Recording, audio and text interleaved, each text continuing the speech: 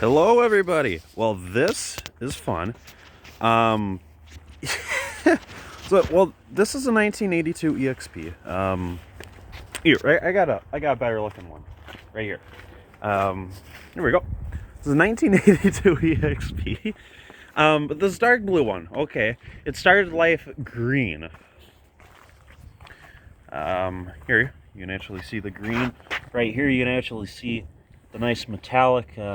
It looks a little frosty because it's so cold out today in Wisconsin that there is a healthy coat of frost over everything right now.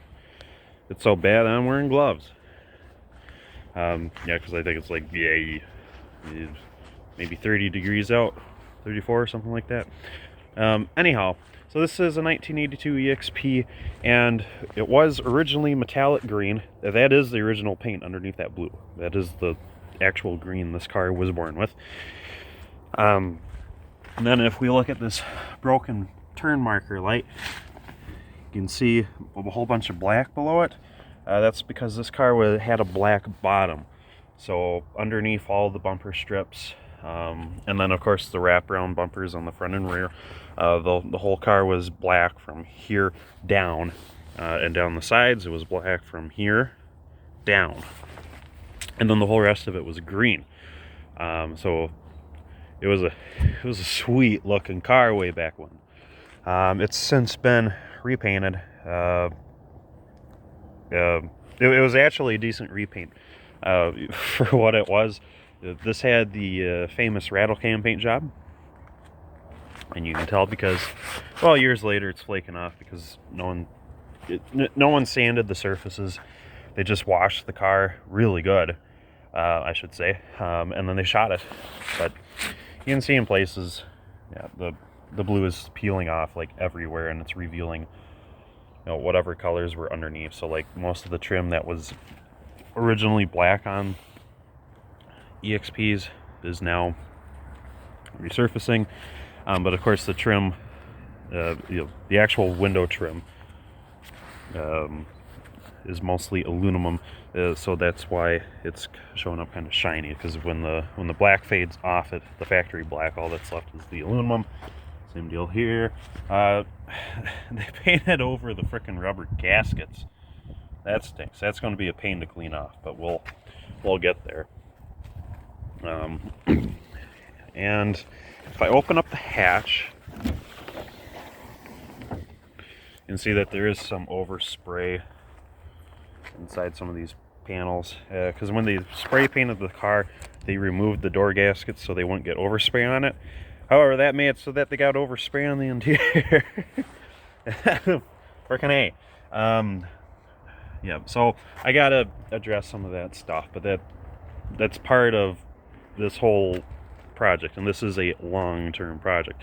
This will eventually get restored, like my blue one, and it will become a daily driver for someone very near and dear to my life. In the meantime, it's going to be that person's daily driver for quite a while, because this one, despite not being pretty, it is mechanically tip-top. It's got good wheels, good tires. These wheels I'll actually probably take off and put on less nice ones. Underneath the hood, it's all good. And the car itself is absolutely rust-free, except for this door. I don't know what in the world happened to this door that made it so crazy rough. I mean, I don't have any doors this bad. So I don't know if this is a non-original door or what. It's got the same locks as the rest of the car. It was the same green. Why it's so rough, I don't understand. Because the entire rest of the car is just perfect. You can see that, the entire inside of the car is green. That's because this thing is absolutely rust-free. You can even see that the brake lines, because this is an early 82, the brake lines run inside the car. You can see that they're flawless, like everywhere.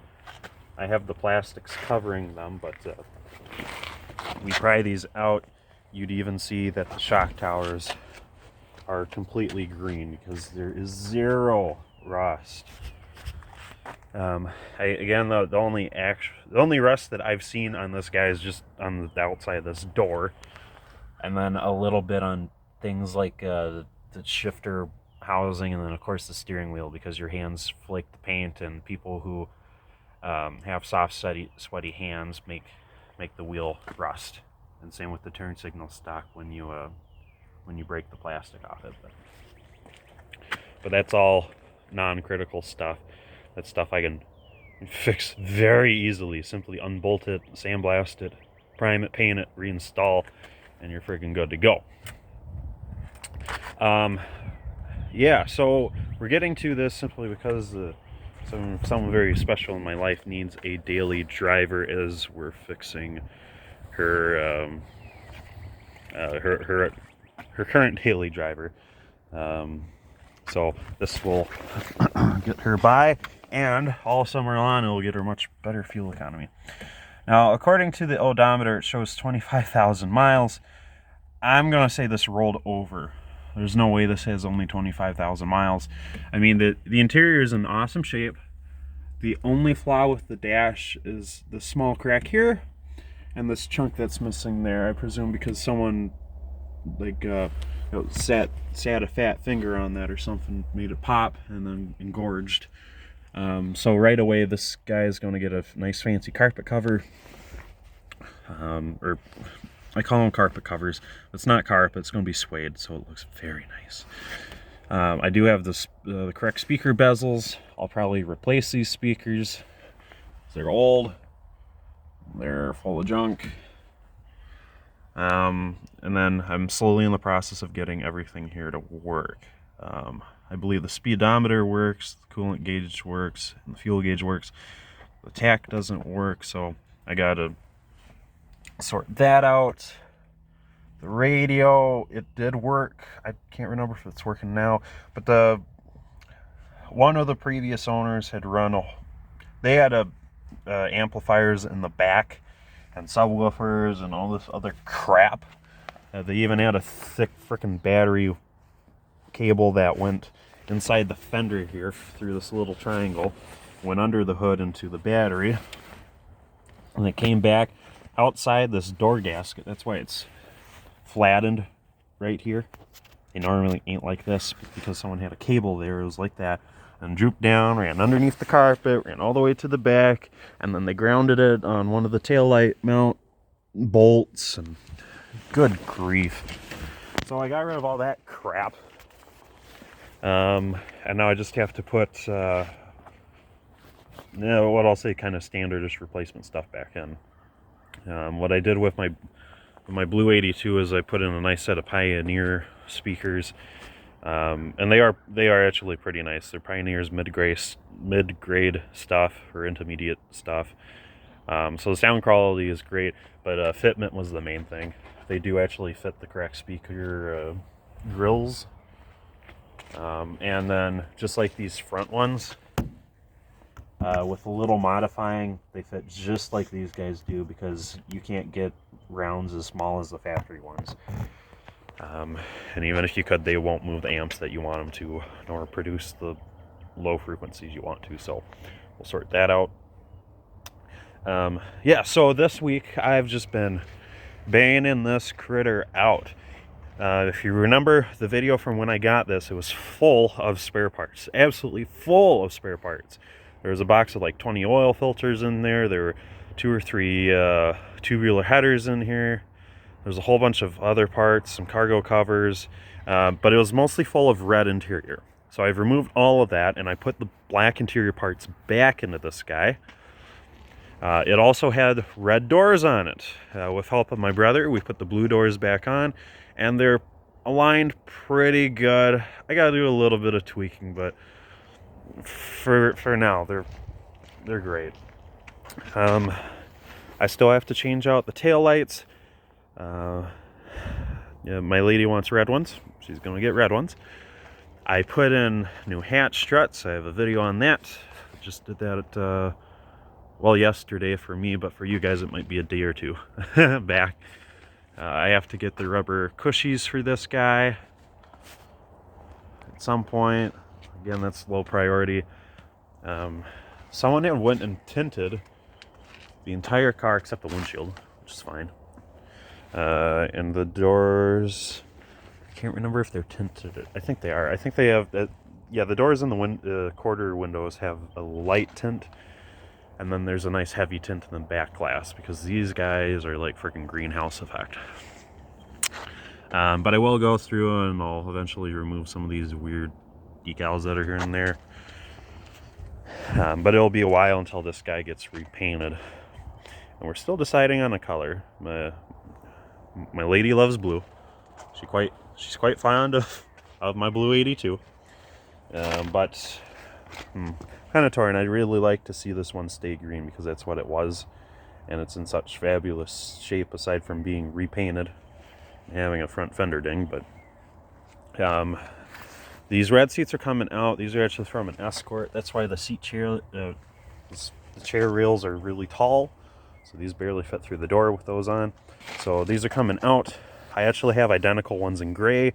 Those are coming in, and they're going to be on EXP racks, the EXP chair rails.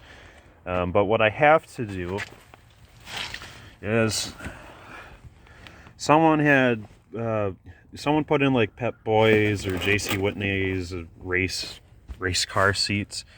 So they had to cut up the stock chair rails. And then when they did that, they had to mount new holes. So there's a whole bunch of holes drilled into this car. And then they butchered the rear stud mounts. So what's going to happen today or tomorrow is I'm going to cut out all this garbage, and we're going to weld in the correct studs. So pretty much I'll just go out, I'll find the correct length and pitch bolt. We'll weld that in, reinforce it if I have to, no problem. And then up here I'll buy the correct, oh, maybe I don't have to. That's still threaded. So that's the factory hole, and it is still threaded. And I see on the other side of the car, it still has those. So I'm good there. Then I just need to get a couple bolts to thread down into that. So that's how the stock EXP seats are. They all have a pair of studs in the rear, and then a pair of bolts for the front. Very, very easy.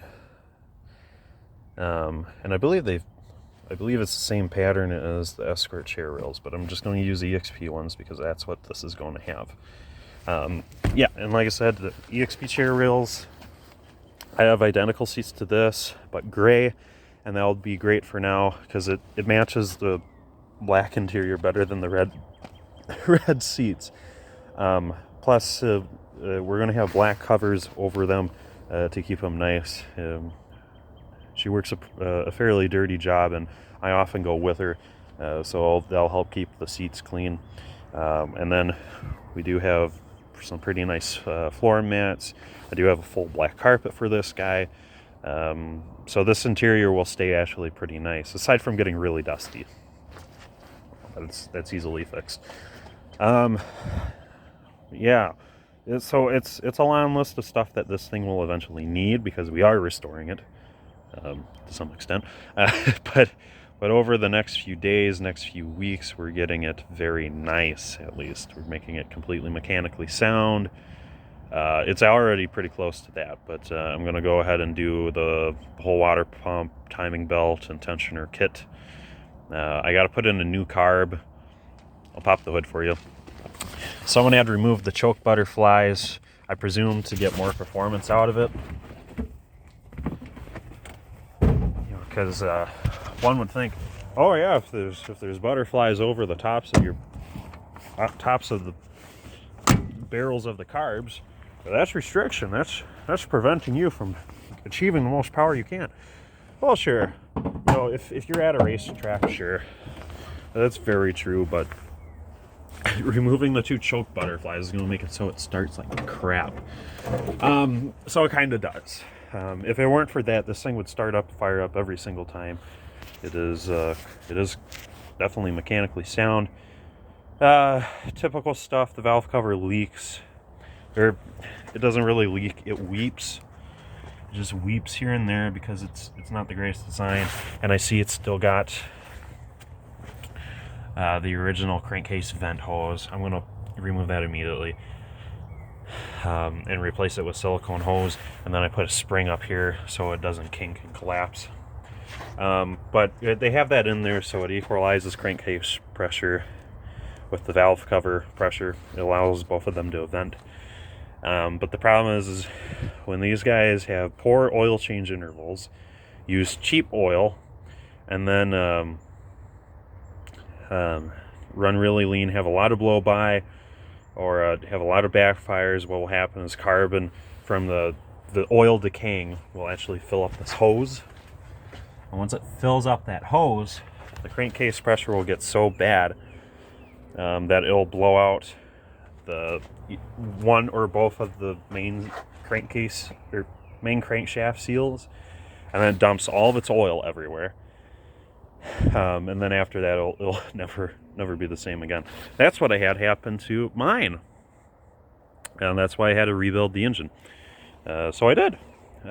It didn't really necessitate an entire rebuild, but after that event, it was never the same. It was just filthy. There's so much oil everywhere. It was just such a terrible mess.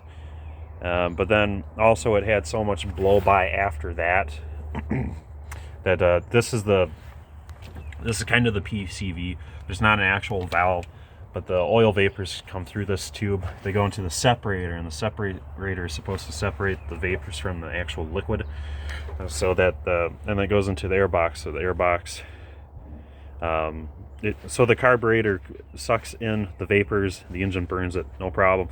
But then the oil, the actual liquid oil, is supposed to trickle back down this hose. Well, the problem is even with the separator in there, once blow-by gets so bad, it's just going to funnel oil straight into your air box, and then that goes into your intake manifold, goes into your cylinder heads, and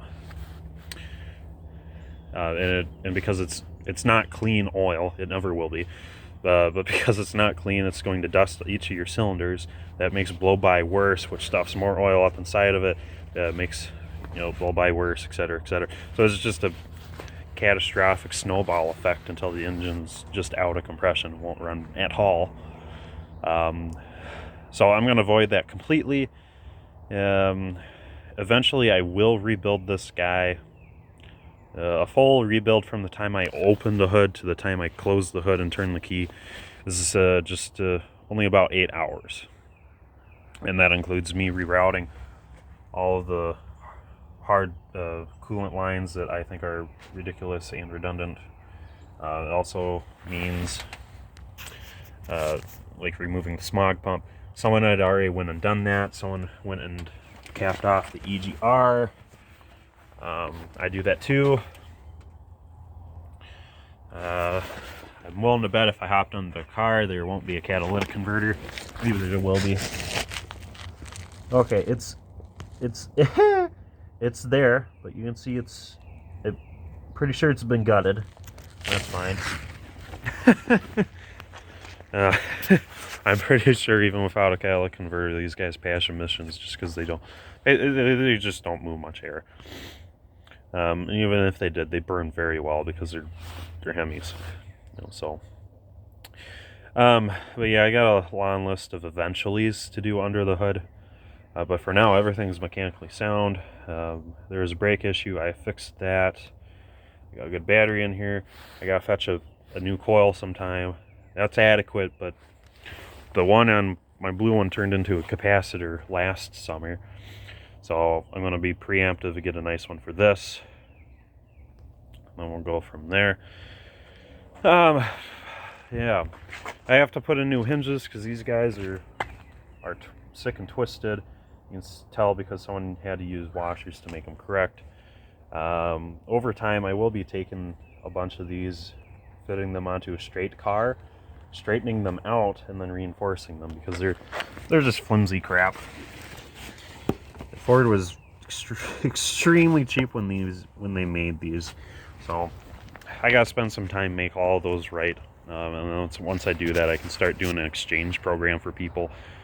These are the same as the 80s Escorts. where I bend them straight, I reinforce them, and then I'm able to sell them off, and people won't have any issues with them whatsoever. But otherwise, this critter is mostly good to go down the road. I do have correct mirrors to put on it. You can see mine doesn't have a right side mirror because it wasn't optioned for it. It does have the left side mirror, and that's what this other one's going to have. It's going to have a round mirror, just like that. And when we repaint it, it's going to be stock specs, just like mine, where all the trim is black, like should be. I have to paint my rockers black and add the door bump strips, but not until I fix this darn deer damage. That'll happen this summer, I hope. Wiper squirter, not sure if that works. Last I checked, all the lights worked, so I gotta double check that. Gas cap is present and it's locking, but I believe that's what one of the keys is for on my keychain. I'm not concerned with that. I'll remove that and just put a standard one on. Where I live now and where I'm moving into, people stealing gas is not a thing, and people sabotaging cars is not a thing unless you really, really piss someone off. This car did have the cargo cover, the double style, the one that rolls out and latches, but then also the one that flips out and hangs down. But sadly, I didn't get that with the car. I'm sure someone just threw it out many years ago, because it would have been black. All I have are blues and reds and a couple grays. Yeah, but I might change. I might trade a gray one for a black one or something like that someday, because I'd love to have cargo covers for all my cars, especially the bubble back. Oh, one thing I should mention, because this is an 82, it shouldn't have black taillights or a bubble back. It could have a bubble back if it was an LN7, but the VIN shows it's a Ford.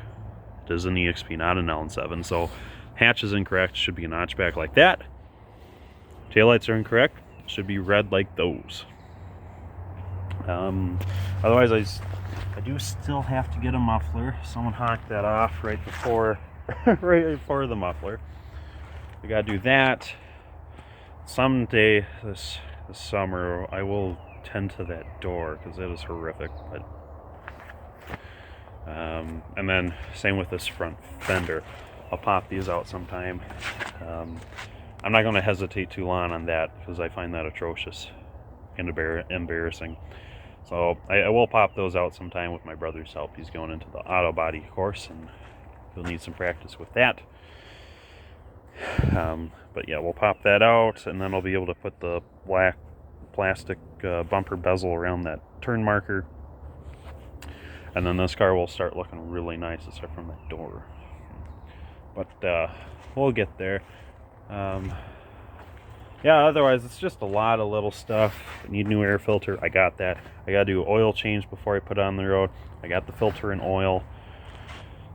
I gotta put on new wiper blades. And the problem is, like, no one makes, as far as I know, no one makes the style wiper anymore where it goes into a push pin. So I think what I have to do is, it's what I had to do with my blue ones, because at the time no one made these guys anymore. So I had to buy real cheap wipers at the correct length. I pull out the rubber blade itself, inserted it onto some good bracketry that I had, and then I had great wipers again. And there's a few other things that ain't working right, like the door switches aren't working, so I gotta clean those, diagnose those, probably change out connectors. It does have the center rear mirror. Clock doesn't work. I haven't tried any of the HVAC controls, see if those work. But it does run, drive, stop. Suspension is pretty good. So mechanically we're sound. I just gotta get all these creature comforts going. It needs a bath, something fierce. I'm gonna do that as soon as we get up around 50 degrees over the next week or two, because it's just way too cold. if I try washing these now, they're just going to be iced up, and then once it gets warm, the whole car will be full of moisture, and then they'll just try molding like this. Right now, this is mostly salt residue and a little bit of moss buildup, so nothing bad right now. But actually, door cards are in great shape. Usually the corners of this mat pocket fold out like this bottom one's trying to, but that's not bad at all. Like I said, the dash is great. The seats I'm putting in are pretty good. The carpet's pretty good, but if I don't like the carpet, I'll order up new ones. You can still get black ones all day long. Otherwise, yeah, this critter will be in good shape. But yeah, this is probably it for my first video. But keep an eye out, because I will be doing more, especially as I start doing the welding inside the floor pan here for my seats. Yeah. Once I start doing that, the interior will start getting assembled, and then I'll have some follow-up videos for that, and then everything else we do. These door gaskets are pretty good, but eventually they'll get new ones. Don't like the smell of exhaust coming in through the rear. I don't like the sound of the hatch going once in a while, so we'll tend to all of that. This will get the door channel, or the door window channel swap that I've done in the past. We'll also get new belt line scrapers that I've done in the past. Again, as I got time for all those, because really the only time to be doing the window scrapers is when once the car is painted and you're putting in this trim for the last time. That's really the only time to be doing that. So, but yeah, that's how it'll be. And yeah, we'll close her up. We'll let you guys go. And like I said, stay tuned. There will be more on this one. And as I start doing more and more mechanical repairs, I will have videos for those too, because I know a lot of you have been asking for those. But for now, I'll let you go, and we'll see you next time.